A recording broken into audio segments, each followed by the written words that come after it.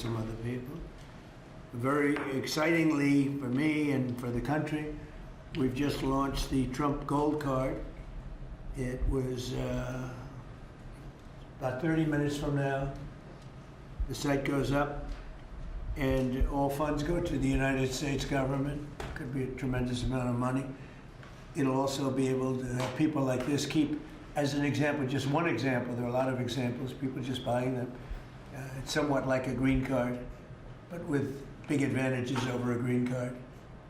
And companies are going to be able to go to the Wharton School of Finance, the Stern Business School, Harvard, MIT, wherever you may get your students, any school, and you're able to buy a card and keep that person in the United States, actually, so there's certainty, because I've heard from Tim Cook of Apple, and I've heard from a lot of people, some of the people at this table, that essentially in the United States you can't keep the student. You can't hire people from the best colleges because you don't know whether or not you can keep the person. They come and have the people get out, they throw the person out of the country. You graduate #1 from your college, and there's no way of guaranteeing, I guess you could say, there's no way of guaranteeing that they're able to stay in the country. Howard, maybe you'll give a little description of the Trump Gold Card, please. Sure. So for an individual, it's $1 million, and for a corporation, it's $2 million. And as the president said, for a corporation, they spend $2 million. They can then have an employee, full vetting, the best vetting the government has ever done, $15,000 vetting to make sure these people absolutely qualify to be in America, absolutely qualify. And then the company can keep them here, and they have a path to citizenship, right? Obviously, they have to be perfect people in America, and having passed the vetting, after 5 years, they'll be available to become citizens, and then the corporation can put someone else on the card. So for a company, they can keep putting people on the card, one person per card, and for an individual, it's $1 million, and it's a gift to the United States of America, to help America be great again under Donald Trump. And it's really two gifts. It's a gift of getting somebody great coming into our country, because we think these will be some tremendous people that wouldn't be allowed to stay. You know, they graduate from college, they have to go back to India, they have to go back to China, they have to go back to France, they have to go back to wherever they came from. Very hard to stay. It's a shame. It's ridiculous things. We're taking care of that. The companies are going to be very happy. I know Apple's going to be happy, but a lot of the companies, nobody talked to me more about it than Tim Cook. He said it's a real problem, and it's not going to be a problem anymore. As you know, they used to send people up to Canada and other places, other countries, so we solved that. And the other thing is it'll take in, we think, probably billions of dollars that will go to the Treasury of the United States, that will go to an account where we can do things positive for the country. So it'll be a great thing. We'll take in, I think, billions of dollars. Many billions of dollars, even. So that's very exciting. The Trump accounts are doing really well. We have a man on my right, Michael Dell, who's an extraordinary person. His wife is even more extraordinary. I think I can say that. They have such a good relationship, she's an extraordinary person, Absolutely. right? Got a great wife. But they're two great people, and as you know, last week Michael contributed $6,250,000,000. And this is just something that's so special. So many people are in love with that. He understood it right from the beginning. It was his idea, and he understood it right from the beginning. Could you give maybe just a little description of why you loved it for such a long period of time? And we were able to get it through the great big beautiful bill, basically. That's how, what gave us the authorization to do it.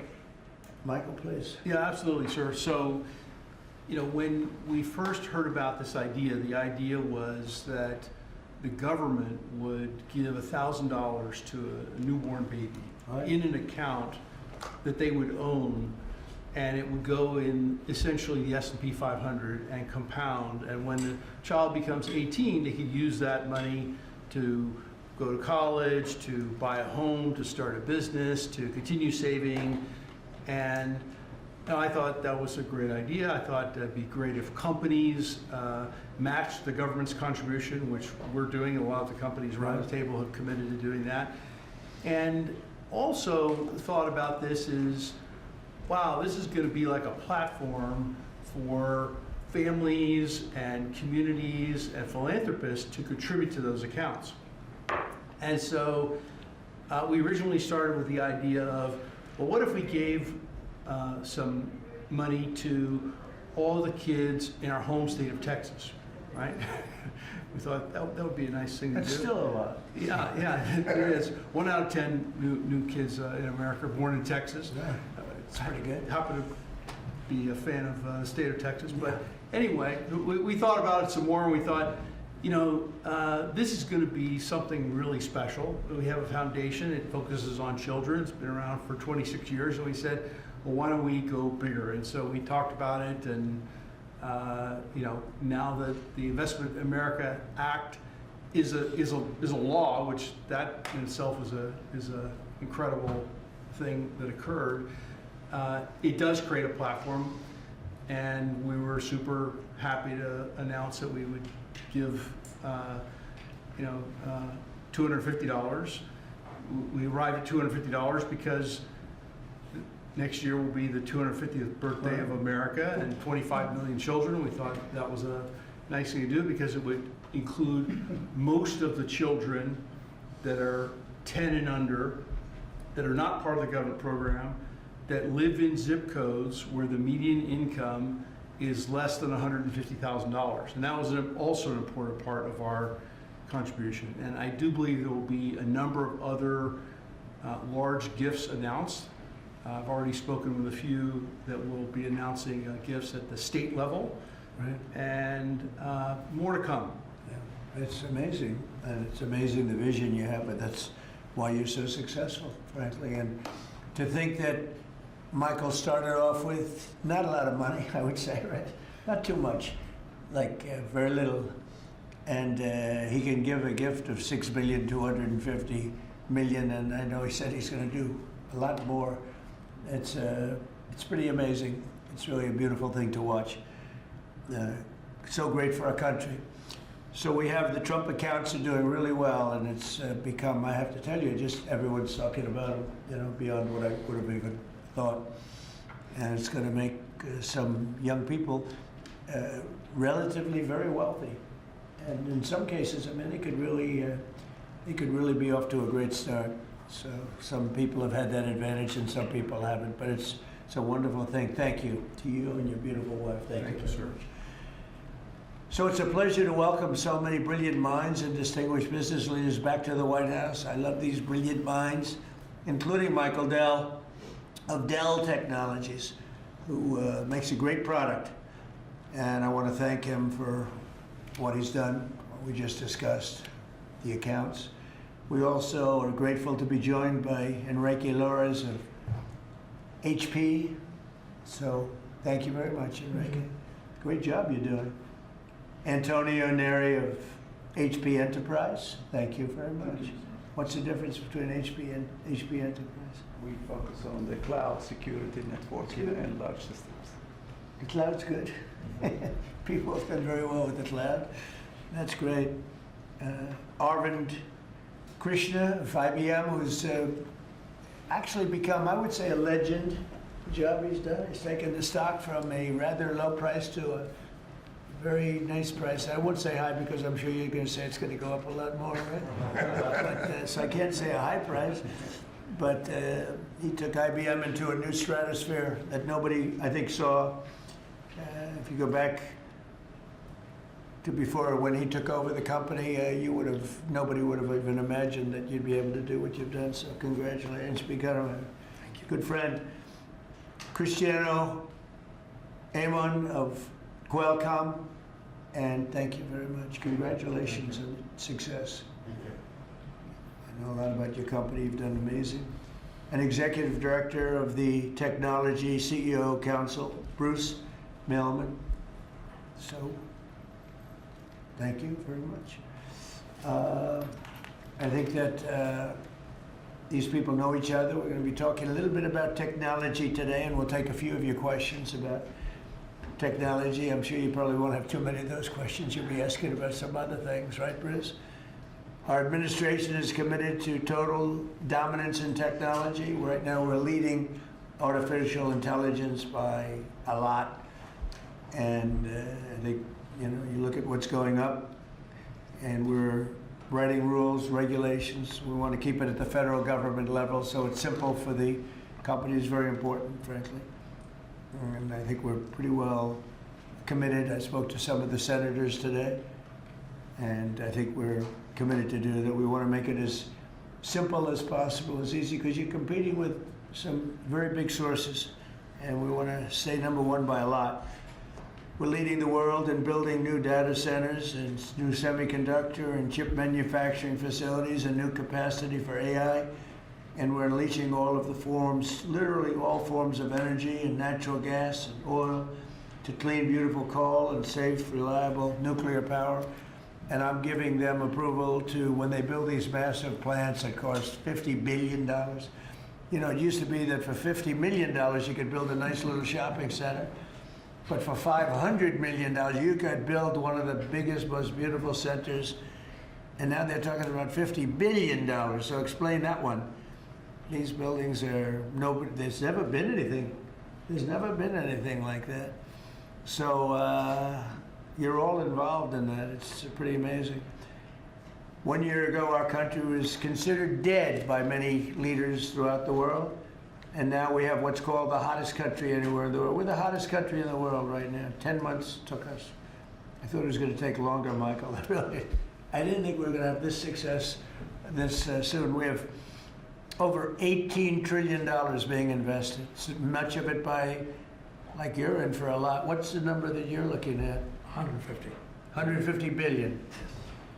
That's good. I don't know, Michael. Am I allowed to ask you? You already gave 6,250,000,000. Do you have you stated a number that you're at for investment, future investment?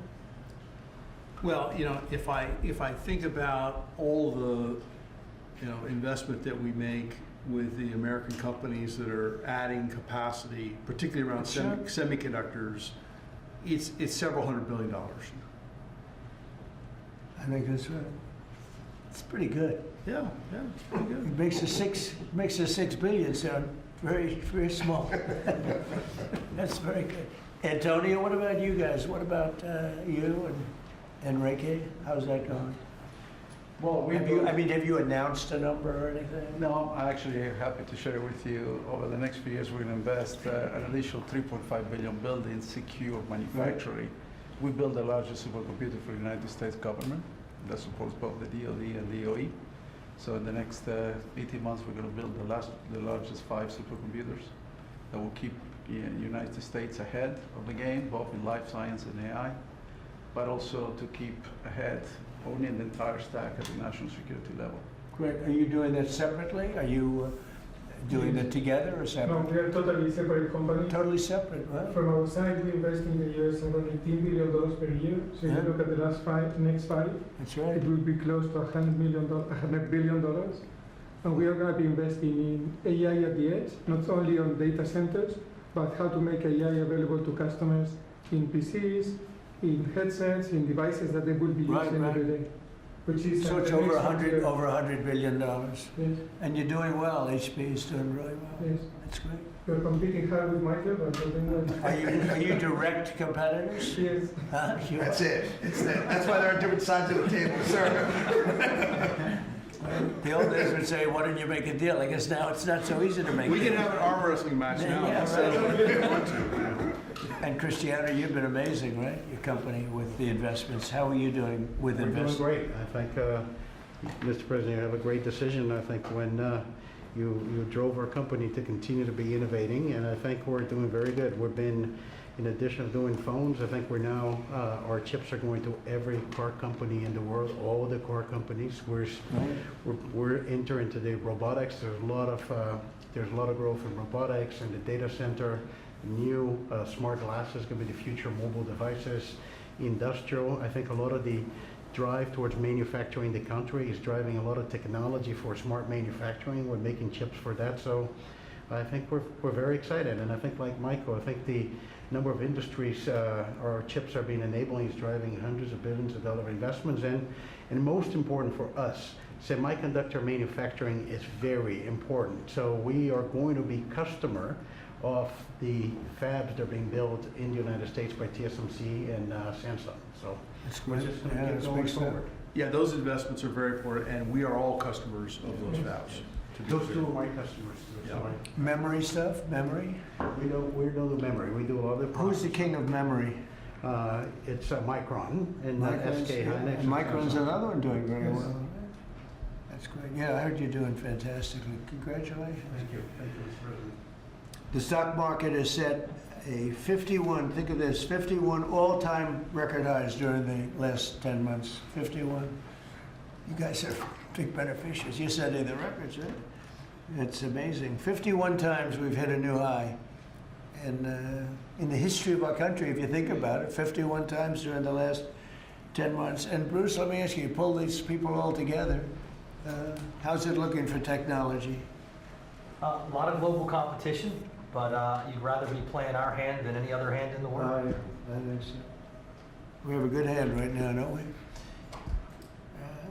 Joe Biden secured just really much less than $1 trillion of new investments in 4 years. And in 10 months, we secured more than $18 trillion. So 18 times the amount in 10 months what they did in 4 years. And they would have gone negative. They were heading toward negative. In other words, not $1 trillion, but it could have been 3 or 4 or 5 trillion less because people were leaving. So it was a big turnaround in 10 months. The $18 trillion, it's a record. There's never been a country that's gotten anywhere near that. In the Middle East, when I left the Middle East, we brought back $3 trillion and lots of Boeing airplanes, like 300.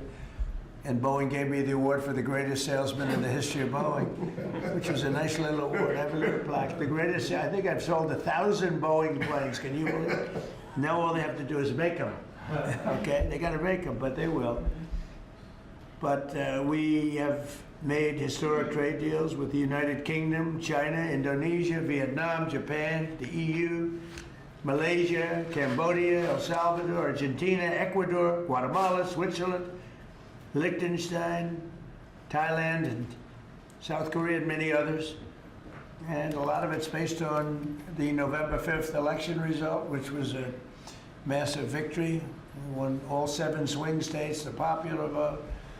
We won the Electoral College by a landslide. We won counties. The counties, they do I don't know, to me it's the most accurate of all in many ways. We're at 2,700 counties against 525. That's pretty good, right, Cristiano? Very good. 2,700 against 525. 525. That's why when you see the maps are all red, except for 2 little blue lines on the right and the left side of the map. They're probably changing too. Americans are great builders, and in the Trump administration, America is once again a country where innovators get a green light. You have the greatest innovators in the world at this table, and representing a lot of their friends who are competitors and friends. But we're really on a big move to get rid of red tape so they can run their businesses and not have to wait 10 years for an approval. In the old days, getting some of these approvals for plants that are already being built would have taken 10, 15, even 20 years prior to rejection. You get rejected. You'd work 20 years and then you'd lose 5 to 4. And we're getting plants approved in a matter of weeks. The biggest plants ever built in a matter of weeks. For every new regulation, we're slashing more than 10 old regulations. So we're not allowing regulations unless they slash 10 old regulations. We did that in the first term, and we cut more regulation than any administration ever.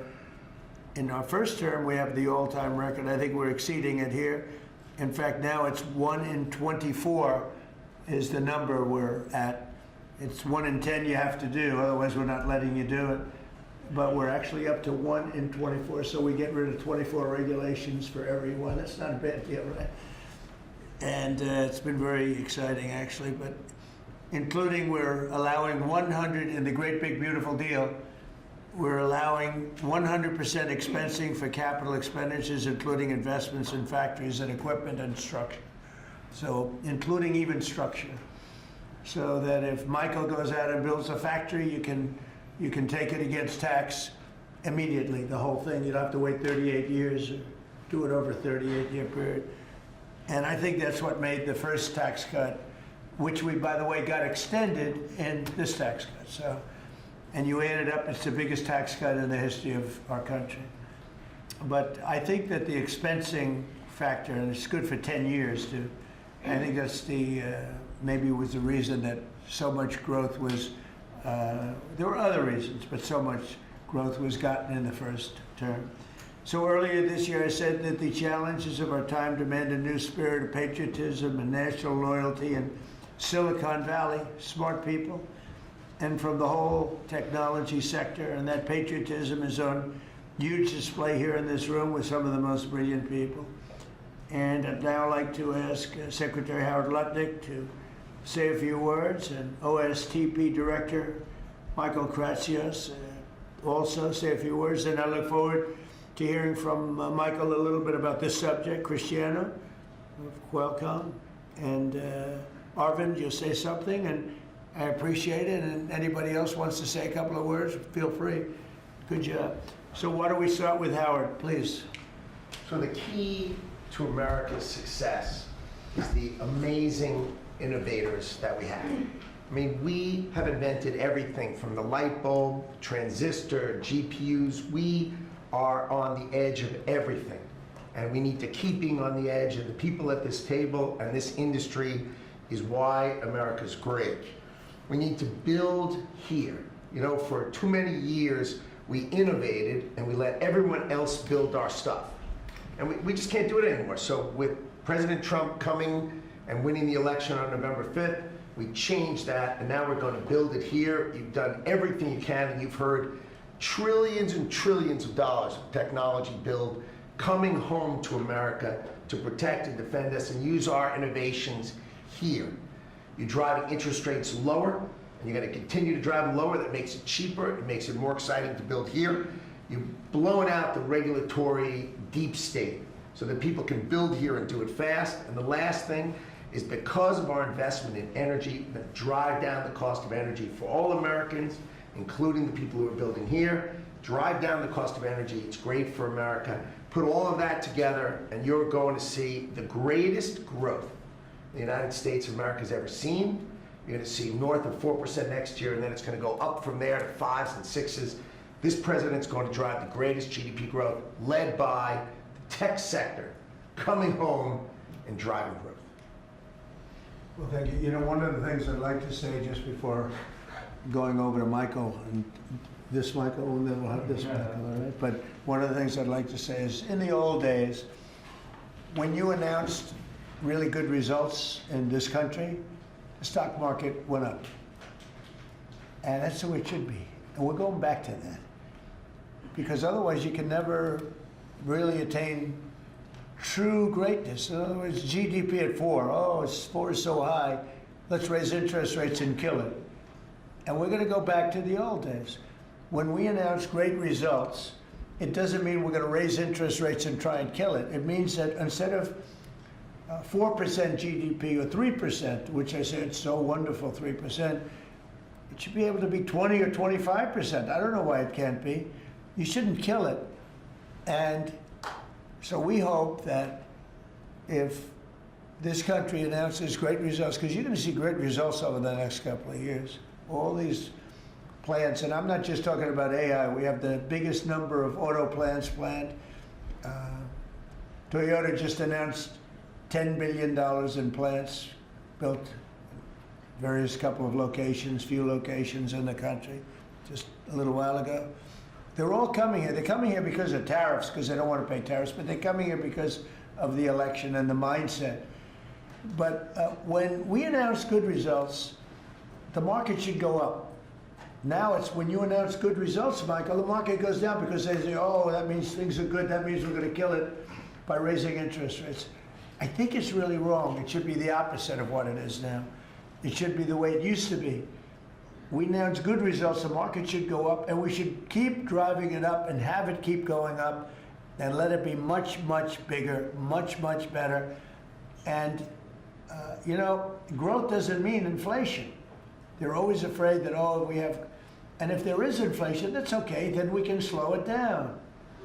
But we should be able to do a lot better than 3 and 4. We're scheduled to be at 4%, which is pretty amazing because we have a you know, deadhead Fed hair. I mean, this guy, the head of the Federal Reserve is a stiff.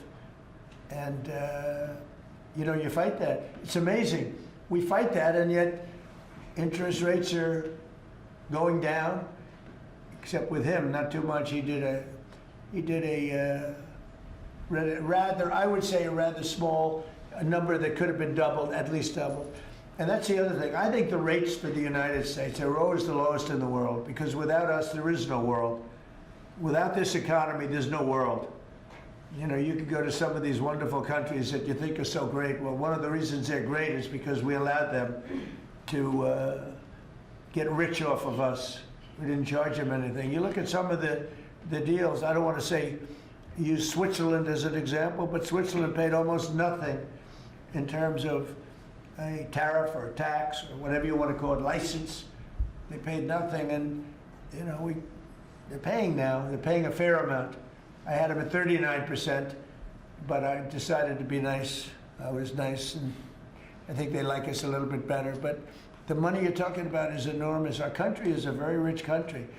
But if we do well, the market should go up and the value of our country should go up. And if we do poorly, the market then should go down. It shouldn't be the opposite. And if we go up, we should encourage it to go up more. And those numbers, when you say, you know, 3% of GDP or 4% of GDP, they should be much higher. So, you know, I've wanted to say it, I do say it, I believe it, and we have to get a mindset that when a country is doing well, you don't want to kill the growth. That's what they're doing. They kill the growth. I don't know if you guys even agree with that. They kill the growth because they're so afraid of inflation. But you can have tremendous growth without inflation. Everything goes up with the growth, but that's not inflation. So I think we can do much better than traditional numbers. And you see that. You see that with what we're doing. We're leading in everything. And now, and remember this, as far as prices are concerned, and they talk about affordability, I inherited the worst inflation in the history of our country. They say it was 48 years, but I say it was the history. What difference? It's 48 years, they were telling me. They said I was being inaccurate because I said the history. I think 48 years is a long time, but it's actually, I disagree. I think it's the history. So in the Biden administration, I inherited the worst inflation in the history of our country, or 48 years.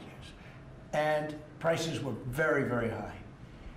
I brought the prices down. We had yesterday 3 states where oil was at $1.99 a gallon. How about that? And you know, with these guys, it was $4, $4.50. In California, it was like $7 because that's a badly run state. But the price for oil and gas and everything else, the price of gasoline was $4.50, $5.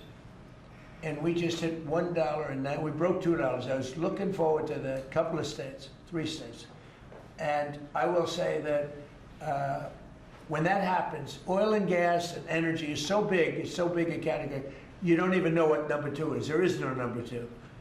And when you have the prices coming down for energy like that, you've killed inflation and you're lowering prices. So I inherited, very simply, the highest prices in history, and I'm bringing them down really fast, led by energy. And when energy comes down, everything else comes down. But I've only been here a short while, and we gave them a beautiful, beautiful thing, and they destroyed it. They would have destroyed our country had they been allowed to stay. If we didn't win this election, if we had Kamala, who's the same as Joe, low IQ people, but if we had Kamala, as you would have a country that would be right now in ruins. I believe that 100%. Things would be in a state like nobody's ever seen before. Worse than anything you've ever imagined. Worse than 1929, in my opinion.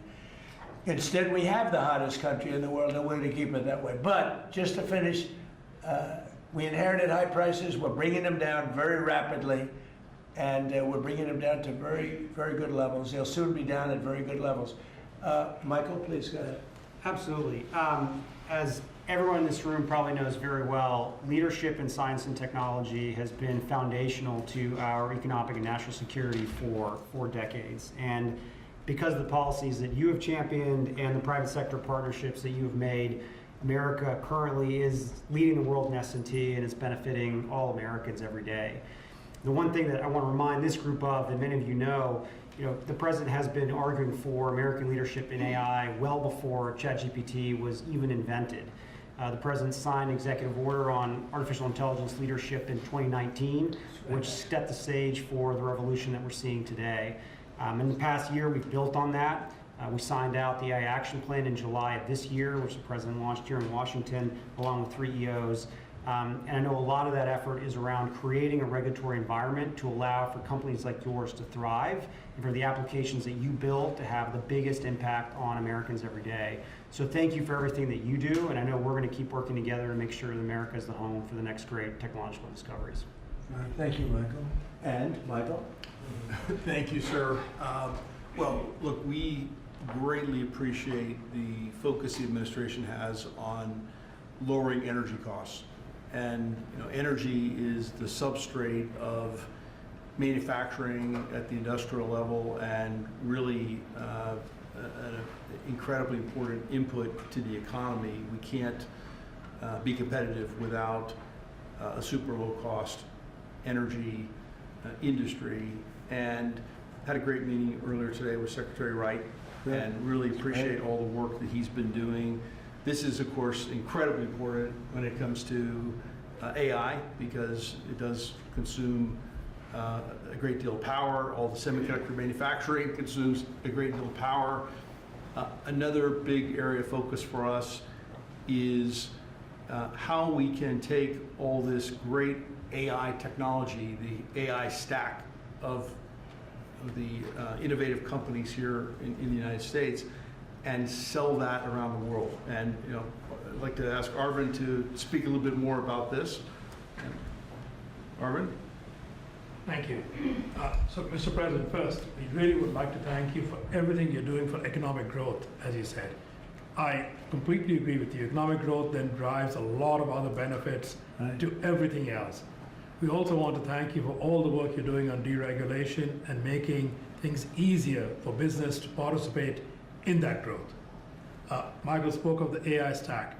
It's incredibly important that under the action plans that you have laid out and Michael Kratzwitz just spoke of, we really help promote the AI stack, which is not semiconductors only. Those are incredibly important, but it's semiconductors, it's software, it's the systems which many of us here build, and it is the software applications on top. The ability to take those to all our friends in countries, so all the friendly countries, is going to be very, very important. And we wish to work with your government to make sure that we can do that, because otherwise we're afraid that competing countries are going to be able to get that stack. So we would say that. Anything that you're looking at that we can help you with, so that you create a bigger and better IBM and hire a lot more people? Anything you need? A few countries, we'll speak to members of your administration to make sure that those can go and that barriers get lowered for being able to do it quickly. We agree guardrails are necessary, but lower barriers would be very, very helpful.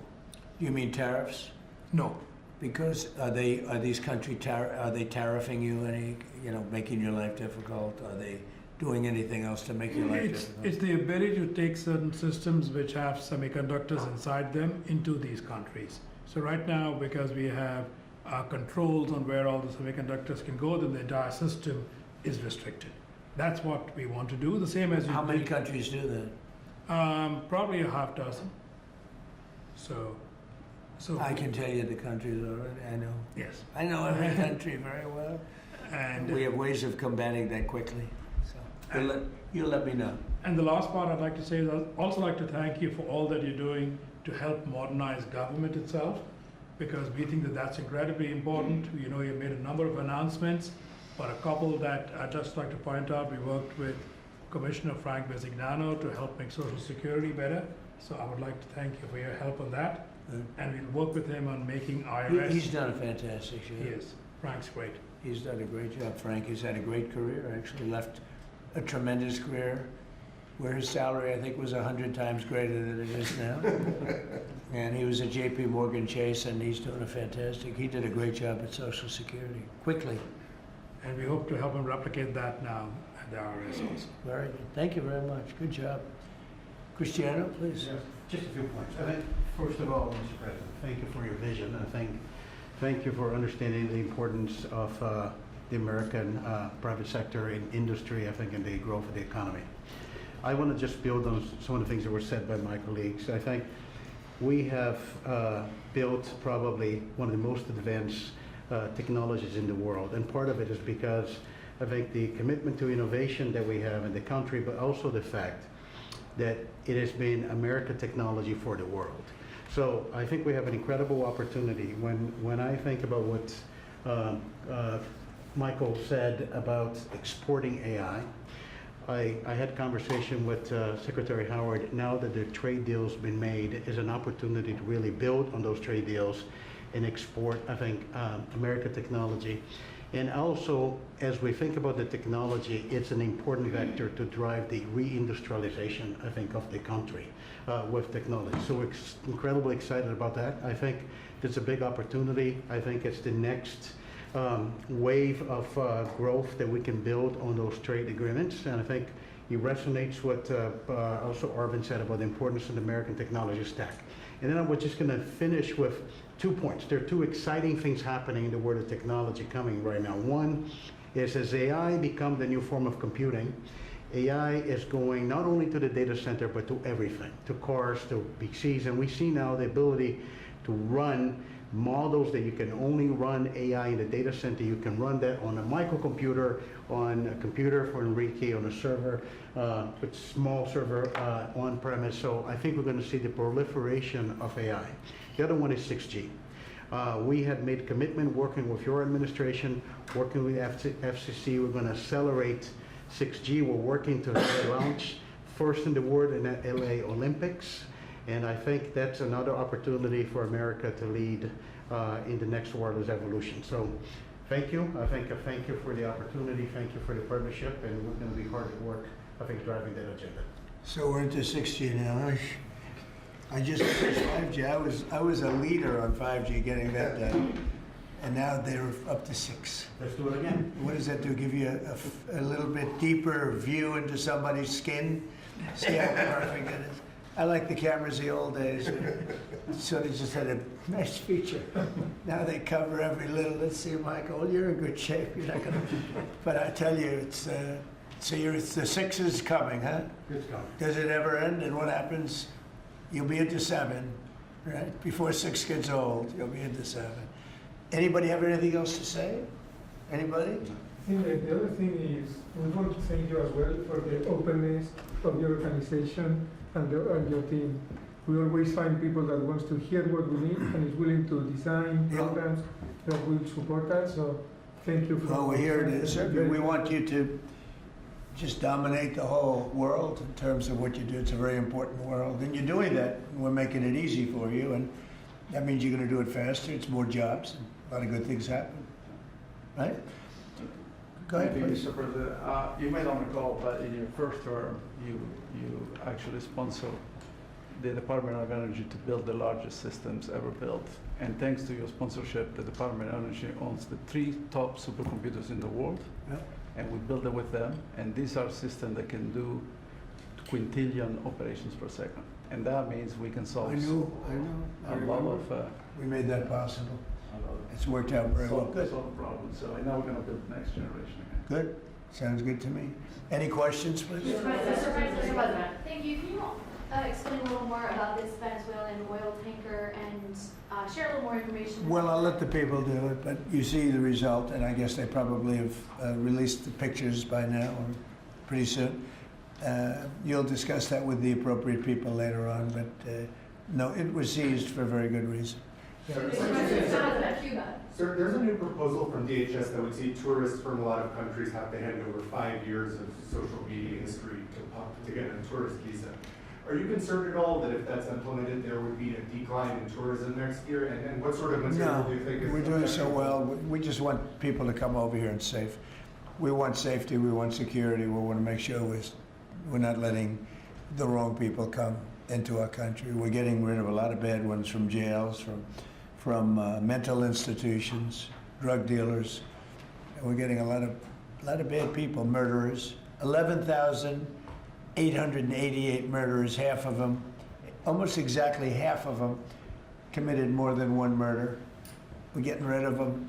In some cases, we don't even want to get them out. We put them in jail because we're afraid they're going to come back into our country. We're not going to let them back in. So we've taken a very tough stand. And you see where we've been, like Washington, D.C. now, people walk down the streets. They go into restaurants at night. It's beautiful. It's like this beautiful thing to see because until I got here, this was a very, very bad place. We had a terrible thing happen 2 weeks ago with terrorism with regard to 2 National Guards people that are so phenomenal. One is no longer with us, and one, amazingly, we weren't looking with great hope on that, that Andrew. And today he got out of bed, actually, stood up, didn't say anything. It's a little early, but the chances of Andrew, other than his mother, who said, nope, he's going to be okay. His mother was the most positive person. And could be that she'll be right. It's pretty amazing. Made progress. It was, both of them were so badly hurt, we never thought that one could survive. So it looks like Andrew's doing pretty well. Mr. President, The winner of the Nobel Prize dedicated the prize to you, the Nobel Peace Prize. And she left Venezuela and very grace to make it to the ceremony. There is a risk she could be arrested, actually. What would happen if she's arrested? What message do you send, or would you send to Nicolas Maduro? Well, arrested by who? The Nobel Prize Committee? It sounds like that's probably the ones that would arrest. I don't know anything about it. She was very gracious. She said I should have gotten the Nobel Prize, and I don't, I'm doing this to save lives. I'm not doing it for any other reason. But no, I don't like if she would be arrested. No, I wouldn't be happy with that. Mr. President, Senate Republicans currently have a healthcare proposal that would take away, let those ACA subsidies expire, and then put about $1,000 in people's HSAs. Do you think that is enough money, and how do you ensure that people who will see those tax subsidies expire won't see their healthcare costs skyrocket? Well, the Unaffordable Care Act, which is Obamacare, they call it now the unaffordable because it's unaffordable. It used to be called the affordable, but it was never affordable. It was always bad. It was basically designed for the benefit of insurance companies. And what we're doing is we want all of the billions and billions of dollars that went to insurance companies to go directly to the people, and they can buy their own health care. And people love it. I don't know if the Democrats are going to approve it because they want the insurance companies to make money. It was a scam. Obamacare was a scam. But we're going to see. I mean, the Republicans, I can tell you, want the money to go to the people. And we're winning that battle. The Democrats are having a hard time with it because they're in the pocket of the insurance companies. Yes, please. Yes, you spoke to some European leaders today, I think, sir. I did. Could you tell us about that? And is there a new revised peace plan that Ukraine has presented? Yeah. The leaders of France we spoke to, and Germany, and UK, all very good leaders, very good friends of mine, and we discussed Ukraine in pretty strong words. And we'll see what happens. I mean, we're waiting to hear answers before we progress. You know, we're not spending any money in Ukraine. We're selling basically missiles and everything else to NATO, and NATO is paying us, and then they distribute it to who they want. I guess they're mostly distributing to Ukraine, but we're not spending money. But you know what we are? We're spending a lot of time and a lot of effort. Because last month, 27,000 soldiers were killed. Both, think of it, 27,000. That's if you take a football game and take half the stadium, that's 27,000. So 27,000 soldiers were killed. Russian and Ukrainian soldiers were killed. And I want to see that stop. We'll find out. Look, there are a lot of things happening right now. A lot of people say it's closer than it's ever been. It's a war that would have never started. If I were president, would have never started. It's a war that should never have started. But we'll have it figured out, I think, within a pretty short You period. say very strong terms, sir. Could you explain that? Well, I think we had some little disputes about people, and we're going to see how it turns out. And we said before we go to a meeting, we want to know some things. You know, they would like us to go to a meeting over the weekend in Europe, and we'll make a determination depending on what they come back with. We don't want to be wasting time. Sometimes you have to let people fight it out, and sometimes you don't. But the problem with letting people fight it out is you're losing thousands of people a week. It's ridiculous. The whole thing is ridiculous. Mr. President, 2 questions. One, the oil tanker, who owns that oil tanker? You'll get that information later. Okay, and have you spoken to Maduro since your last conversation? No, I Has it haven't. only been one conversation? No. And when you say that the European leaders want to have a meeting over the weekend, are you talking about with Zelensky or with them? With Zelensky and us. And you said in an interview yesterday that you think it's time for Zelensky to start accepting things. What things are you talking about? I think he has to be realistic, and I do wonder about, how long is it going to be till they have an election? It's democracy. It's a long time. They haven't had an election in a long time. It's losing a lot of people, and it's possible that the people, if you look at the polls, I will say 82%, there was a poll that came out, 82% of the people are demanding a settlement be made, Ukrainian people. They want to see a settlement be made. I understand that. They're losing thousands and thousands of people a week. They want to see it ended. And I do say, at what point, when do they have an election in Ukraine? That's not casting dispersions on anybody, but they do have a massive corruption situation going on there. And they do say, when are they, people are asking this question, when do they have an election? Are they going to have an election? Or are they going to just keep it going like this? So I think it's time to get that war settled. And I think it's a war that can be settled. But it takes two to tango. Mr. President, it's not about the new owners of Warner Brothers Discovery to make changes at CNN, big changes, and have you spoken to Jared about it? What are you doing with him, or get you sort of wall him off a little bit? So what do you want to know? What changes do you want to see at CNN under new ownership? Well, I'm not involved in that. I will be probably involved, maybe involved in the decision. It depends. You have some good companies bidding on it.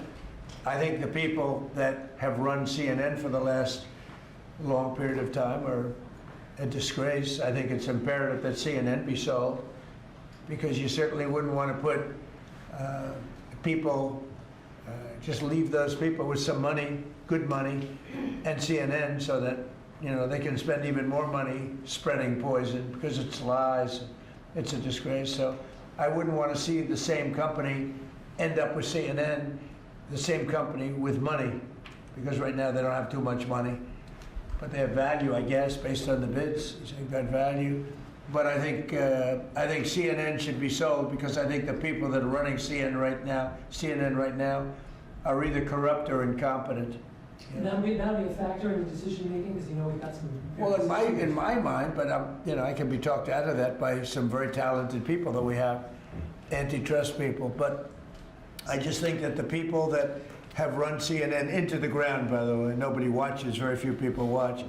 I don't think they should be entrusted with running CNN any longer. So I think any deal should be guaranteed and certain that CNN is part of it, or sold separately. But I don't think the people that are running that company right now and running CNN, which is a very dishonest group of people, I don't think that should be allowed to continue. I think CNN should be sold along with everything else. Sir, lastly, you spoke about affordability earlier in your remarks and yesterday in Pennsylvania. How much more can we expect to see you on the road kind of delivering that message? And are you worried at all about the Democrats winning a couple more things in Miami and Georgia? I don't worry about it. It's like statistically, it's amazing. When you win the presidency, even if you win by a landslide like we did, and even if you do a good job, and some people say we've done the best opening 10 months in history, in the history of the presidency. I think we have. Who's done better? We ended 8 wars. We have the strongest economy. We have $18 trillion coming in, which is more than any country had times, I think, 5 or 6. 18 trillion is a lot even in your standard, right? Yes, sir. Even for that guy, 18 trillion is big numbers. But we have $18 trillion coming in. Pretty amazing, right? I think Qualcomm would be very impressed if they had even a little piece of that. So we've done a great job. But for whatever reason, and nobody's been able to give me an answer, when you win the presidency, you seem to lose the midterms. Even if you win the presidency by a lot and you do a great job as president. Some presidents have done good and they've lost, I think it's like 2 times in the last many, many years it's been won. I don't know why. It doesn't make sense. Usually I can figure things out, but I don't know why, but that seems to be. But other than that, we should win because we're doing great. The economy is roaring. I think the economy is only going to go, better with all this money pouring in. We have factories being built, and forget about AI. We have AI more than anybody. We're leading AI by a lot. But we have many car companies coming in from Canada, from Mexico. They're coming in from Mexico. They're coming in from Canada, from Japan, from Europe, all over Europe, Germany, all over Europe. We're doing great. But for whatever reason, it doesn't matter how well they're doing, good and bad. The bad you understand, but even when a president is doing well, they seem to not do well in the midterms.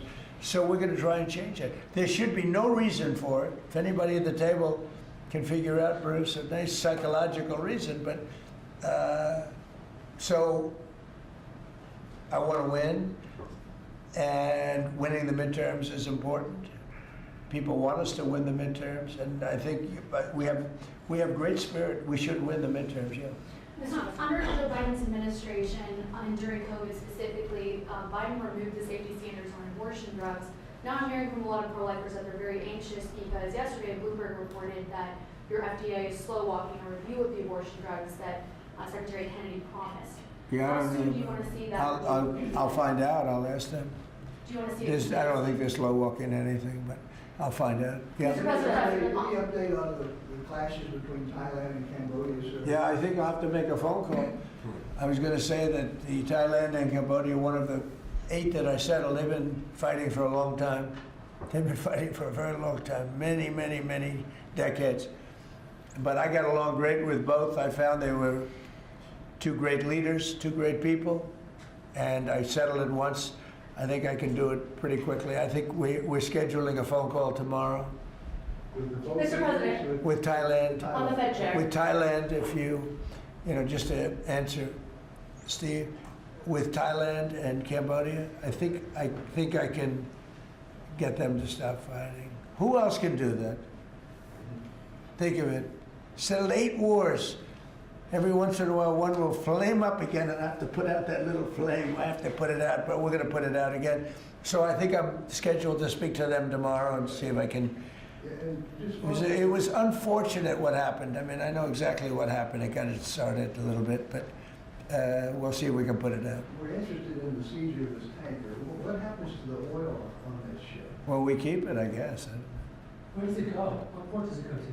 Well, you have to follow the tanker. You're a good newsman. Just follow the tanker. Do you know where it was going? Was it going Follow to it. China? Get a helicopter and follow the tanker. Is it true it's going to But we're Cuba? I assume we're going to keep the oil. Mr. President, on Fed Chair, Kevin Hassett said you were going to announce your decision within the next 2 weeks. Is that correct? Maybe. Are you doing your interviews with finalists today? Well, I'm meeting with Kevin Warsh today, so I'm meeting with him. And I sort of have a very good idea what I'm looking for. Again, I'm looking for somebody that will be honest with interest rates. That's all. I just want honesty. Our rate should be much lower. Our rate should be the lowest rates in the world. Because all these countries that you see, with low rates, many of them are low because of us, because they suck so much money out of us. But that's not happening anymore. We should have the lowest rates in the world. And without us, none of them really exist as an economy. I mean, I can show you these really prime, really wonderful countries. They've had nothing but success. It's because they took so much out of the United States. I mean, it's one of those little problems. I want to see that when we do well, we're rewarded for doing well, not the way it's been for the last pretty long period of time. Are you asking these finalists to pledge to lower rates? Are you asking these finalists to pledge to lower rates if you become the chair? No, I'll be asking questions and I'll be able to figure it out. Mr. President, we have 3 countries sending drugs to the U.S., Mexico, Venezuela, and Colombia. And you talked to the president of Mexico, you already talked to Nicolas Maduro. Have you considered talking to the president of Colombia, who you call a drug leader? No, I haven't really thought too much about him. He's been fairly hostile to the United States, and I haven't given him a lot of thought. He's going to have himself some big problems if he doesn't wise up. Colombia is producing a lot of drugs. They have cocaine factories that they make cocaine, as you know, and they sell it right into the United States. So he better wise up, or he'll be next. He'll be next too. And I hope he's listening. He's going to be next. Yes, Mr. President. because we don't like people when they kill people. And they sell drugs. They kill them in the United States. And Colombia is a major manufacturer of drugs, meaning cocaine in particular, as you know. Thank you, Mr. President. Thank you. Multiple House Republicans in recent weeks, days, have been critical of Speaker Mike Johnson. I wanted to ask you if you're still confident in the Speaker to keep his conference together ahead of the midterms, and how often are you speaking about him? I think Mike Johnson is great. You know, he's had a majority of 2, 3, 4, then back to 2. We actually had 1, so we were 1 heart attack away from disaster. So everybody prayed for everybody's health. I think Mike Johnson's been a fantastic speaker. I mean, a very hard job because, you know, when you have a small majority, and we got the biggest bill in the history of our country approved, the Great Big Beautiful Bill. I call it the Great Big Beautiful Bill. There are different names for it, but to me it's a Great Big Beautiful Bill because it gives the biggest tax cuts in history, the biggest regulation cuts in history. No tax on tips, no tax on Social Security, no tax on overtime. I think Mike Johnson's been a great speaker. I think few people could have done that job. Do you want to see another big package move through Capitol Hill in the next year, or? Well, we don't need it because we got everything. You know, this was supposed to be 17 bills. And I think it was my idea, but, you know, with the concurrence of people that have done this a long time. And I said, why don't we make it 1 bill? Because it's very hard to get things approved by the Democrats. And it worked out because there was something good for everybody. If we would have done 17 bills, we wouldn't have gotten 1/3 of them approved. It was something great for everybody in the one, you know, the Great Big Beautiful Bill. If I could follow up, yes, good to see you, Mr. President. I can follow up on the event last night in Pennsylvania. Huge crowd turned out there. Big crowd. It seemed like Rally Trump was in prime condition last night. You enjoyed it. Can you just give me your thoughts on that? Then I do have a question on the gold card. Last night was amazing in Pennsylvania. We had a tremendous crowd. It was like freezing. And the people, the thousands of people on the sidewalk trying to get in, or the streets. It was an amazing evening, actually, and I think people really enjoyed it. I enjoyed it. You could tell that. I can tell that you enjoyed it. I enjoyed it. I really did. Well, you know, it's easy to enjoy when you do a good job, and, you know, when you can talk about things in a very positive way. It's hard not to say it. We have potentially the greatest economic boom in the history of the world. It's being built right now. And when it opens, there will be nothing ever in history like what's happening in our country. And, you know, Washington, D.C. is safe, and Memphis is now. Look at Memphis. Crime is down 60% in Memphis. We just got there 3 weeks ago. And we're going to have New Orleans. New Orleans we just sent a group of people there, and crime is down 28% in about 3 days. No, we do a good job, you know. And these are central casting people. These people they're very tough people if they have to be. They're very good. They're great patriots, but they are the toughest, and they don't take any nonsense. And every place we go, we knock down crime. Too bad that we're not invited more into Chicago, because we could save Chicago very quickly. But even that, we're doing it on a minimal basis until, you know, at some point we'll just go in and do what we have to do if the governor doesn't wise up. They got a bad governor, they have a bad mayor. I would say they're both incompetent, but it's hard to believe that people don't want to stop crime. We could stop the crime in Chicago in about 2 weeks. Go ahead.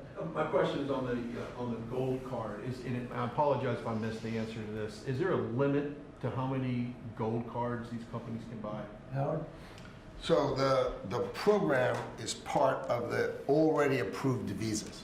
So we're just going to have great people come into this country. You know, the average green card holder earned less than the average American. So they were more likely to be on the dole and be on our assistance programs than average Americans. And the idea is from President Trump, he wants to raise it, bring in the best people into America. So same visas, but now just full of the best people. Basically, it's a green card, but much better, much more powerful, a much stronger path. And a path is a big deal. Have to be great people, but much stronger path. And it also, in addition to that, helps companies, because not only for companies, but if IBM gets somebody #1 in his class at the Wharton School of Finance, and you're dying to get the person, but you can't guarantee the person stays in the country, because oftentimes they'll say, I'm sorry, sir, you got to get out of here, you have 24 hours, right? And you say, where's my employee? Now IBM can buy a card, and that employee can be there for essentially a very long period of time. Mr. President, It's so needed for the companies. You know, it's needed for others, but really it's basically a much better form of a green card. And you can't get green cards. They are impossible to get. This is much better than a green card. Yeah. Yes, so did you tell Bruce Blinken not to run for governor, or that she should think about not running for governor? I haven't spoken to, first of all, he's a friend, she's a friend. These are two great people running. In a way, I hate to see them running against each other. I hope they're not going to be damaging each other. But Alicia's fantastic, and Bruce is, they're two fantastic people. And I always hate it when two very good friends of mine are running. And I hope there's not a lot of damage done. Sometimes it works the other way. The victor ends up being much stronger because of it. A lot of times that happens in politics. You think you step in a couple months after you see who performs? Well, I think in New York we have a convention toward the end of February, and I think you'll know pretty much at the end of February what's going to happen. And I'll probably have to, you know, do what I want to do. But I hope he's running now, as you know, and she's running. We have two very talented people. Either one should win against the Democrats. Mr. President, President Legacy's story lately focuses on one of your cabinet members predicting that you're going to fire this one or you're going to get rid of that one. Of all your cabinet members, who would you perceive as the most under attack? Well, I think my cabinet's fantastic. I read these same stories that I'm unhappy with this one or that one, and I'm not. I think the cabinet's done a great job. I read a story that I was unhappy with Pete because he was attacking drug dealers. I said, that's not exactly right. I would say very much the opposite. Pete Hegseth has been phenomenal. I read a story recently, I'm unhappy with Christie. I'm so happy with it. I mean, we have a closed border. We have a border that's the best border in the history of our country. Why would I be unhappy? She's fantastic, actually. No, we have a fantastic cabinet. Really fantastic cabinet. I mean, Lutnick I'll have to think about. No, Can't have everything. can't have everything. He's doing great.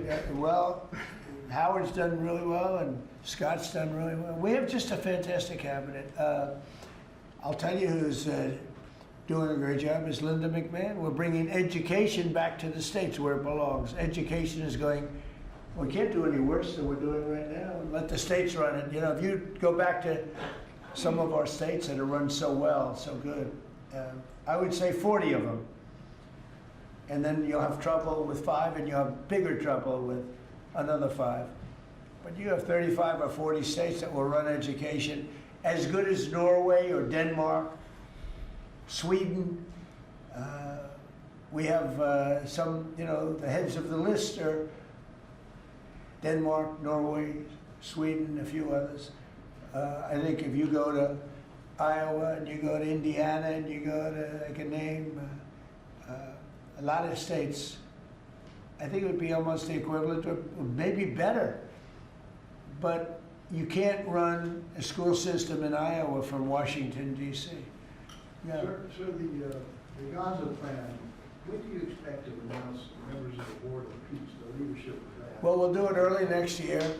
And the Board of Peace are gonna, it'll be one of the most legendary boards ever. Everybody wants to be on it. It's mostly gonna be, I guess, you know, we weren't thinking about it that way, but they wanna all do it. Basically, it'll be the heads of the most important countries. Mr. President. They all wanna be on. It wasn't really planned. We thought we were gonna get very distinguished people that do that kind of thing for a living.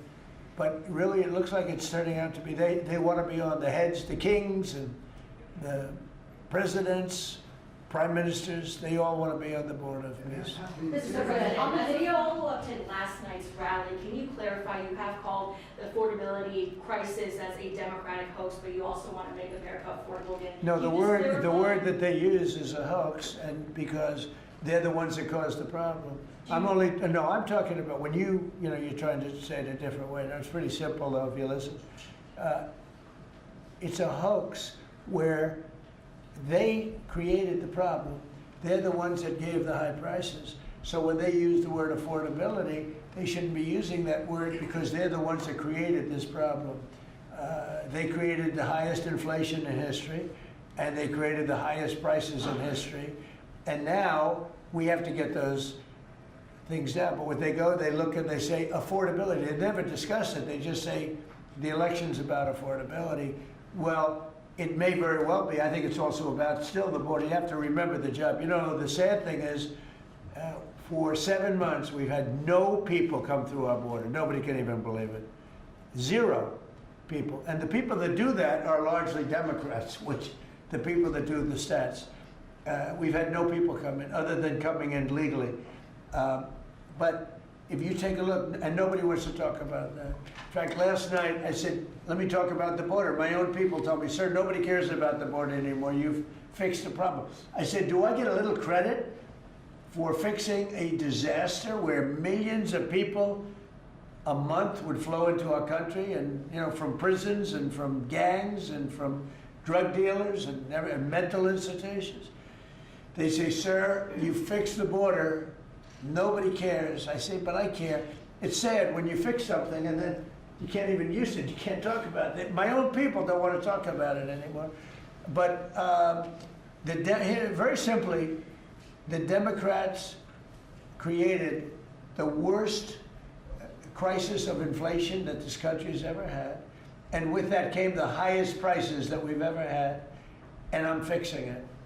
Mr. President, has Secretary Hegseth told you why he hasn't released the video of the second strike? No, he hasn't told me. I thought that issue was dead. You're surprised you bring it up. You must be CNN. Lawmakers are still Are you talking about it CNN? on the Hill. Are you CNN? I am with CNN. Oh, gee, I'm shocked to find out. But lawmakers are still talking about it on the Hill. Well, I'll tell you, I don't know about lawmakers. Which lawmakers you're talking about? Most of the Democrats have been talking about Democrats? trying to release it. I mean, the people that you work for, the Democrats? You know you work for the Democrats, don't you? You're basically an arm of the Democrat Party. Thank you very much, everybody. I appreciate it. Thank you. Thank you very much. Thank you guys. Thank you guys. Thank you guys. Thank you guys. Photographers, please keep going. Call me. You guys. Thanks, Kristen.